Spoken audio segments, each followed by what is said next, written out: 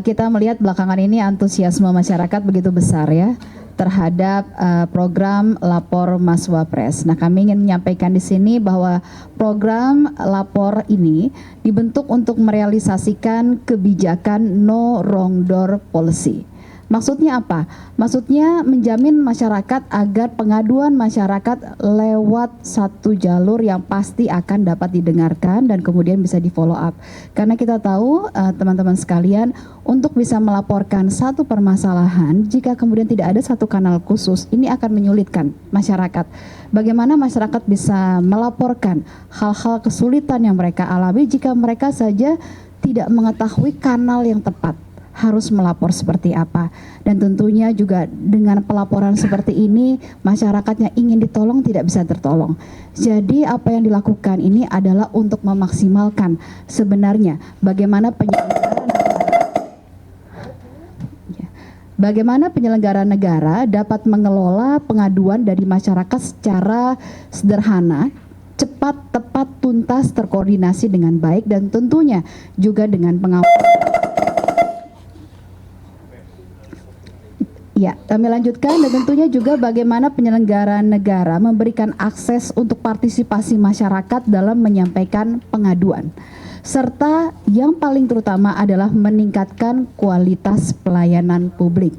Dan maksud tujuan Lapor Mas Wapres ini disampaikan, ini sebenarnya masyarakat kita perlu jelaskan lagi, ini bukan hanya program dari Mas Wapres, ini adalah program pemerintah, yang artinya di sini ada Presiden Prabowo, ada Mas Wapres Gibran Rakabuming Raka, dan juga berbagai jajaran pemerintahan yang ada di dalam program Lapor Mas Wapres ini.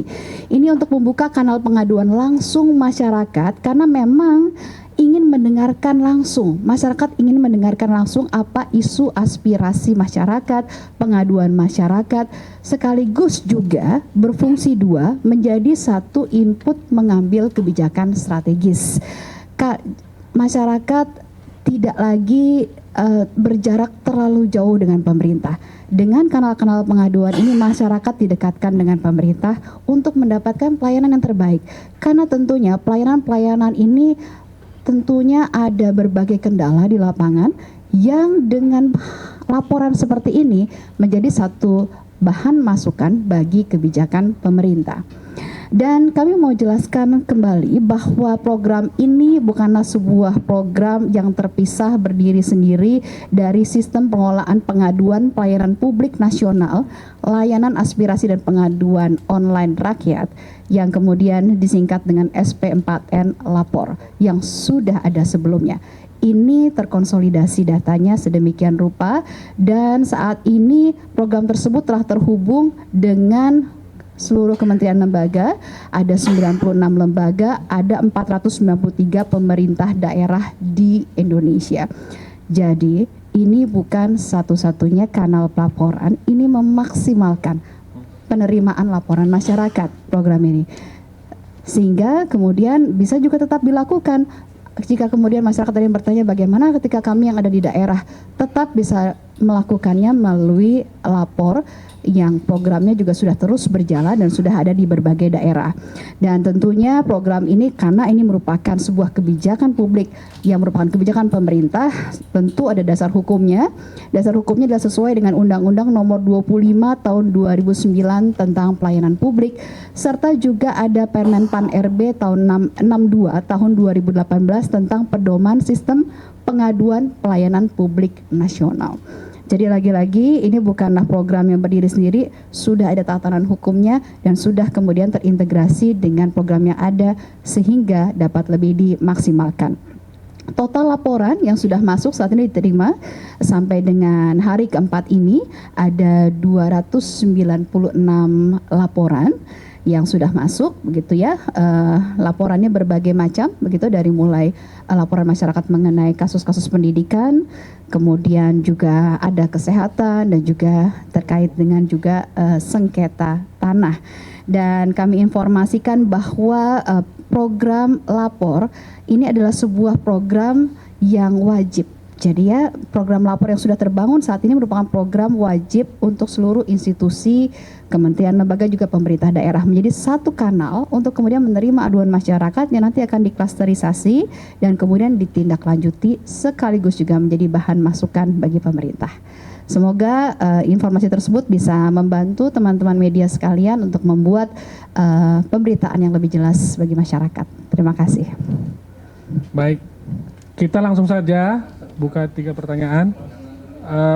Silakan satu-satu ya teman-teman, nanti supaya Mbak Lulu nggak lupa dan langsung bisa menjawab satu-satu ya. Silakan dari Bisnis Indonesia ya.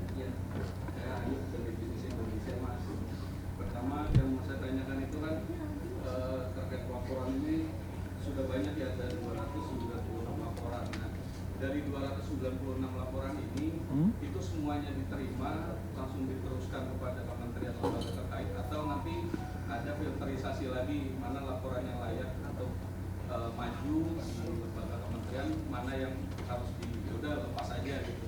Karena kemarin waktu awal-awal itu kan ada ibu-ibu itu melapor dia minta sapi 2 biji itu dari Pak Jokowi waktu itu. Terus yang kedua ternyata ada juga laporan dari Kalimantan terkait sengketa tanah itu. Nah, sengketa tanah ini ternyata itu dimanfaatkan oleh pihak dimanfaatkan oleh pihak pelapor karena di sana dia kalah di Kalimantan, terus akhirnya dia melaporkan ke sini harapannya agar menang di sengketa daerah sana. Nah, makanya ini sistem filterisasinya gimana nanti? Oke, baik, terima kasih Mas Ayub. Teman-teman mohon bersabar supaya Mbak Lulu tidak perlu mengingat dari awal banget. Silakan saja, pertanyaannya adalah bagaimana sistem filterisasi aduan masyarakat, apakah langsung disampaikan kepada KL atau ada yang langsung dilepas aja? Ya. Kira-kira gitu. Baik, makasih Mas dari Bisnis Indonesia. Jadi kalau kita melihat ini ada 5 tahapan dalam program lapor ini. Pertama, laporan diterima, kemudian tahap kedua adalah proses verifikasi. Proses verifikasi ini untuk kemudian memilah-milah apakah ini laporan merupakan kebijakan publik atau bukan. Kemudian apakah laporan ini memang laporan dari pihak yang benar-benar orangnya langsung benar-benar ada, karena tentu juga ada laporan-laporan yang kita perlu verifikasi identitas dari pelapor tersebut. Kemudian setelah itu ada yang kemudian masuk ke dalam kanal-kanal clustering dari kementerian lembaga serta Pemda untuk ditindaklanjuti, dan yang terkait dengan hal-hal yang bukan menjadi bagian dari proses pelayanan publik tentu akan menjadi perhatian dari Wapres. Jadi tidak akan diabaikan, akan menjadi satu perhatian dari Wapres. Jadi tidak semerta-merta kemudian tidak ditindaklanjuti, tapi tentunya akan menjadi perhatian. Setelah itu proses ketiga adalah tindak lanjut. Setelah itu diberikan tanggapan, bagaimana tanggapan masyarakat terhadap tindak lanjut tersebut, dan baru selesai. Semua itu bisa diikuti prosesnya oleh masyarakat itu sendiri, dan sekali lagi laporan ini adalah laporan yang bersifat rahasia. Jadi tidak boleh diketahui oleh umum identitas dari pelapor tersebut.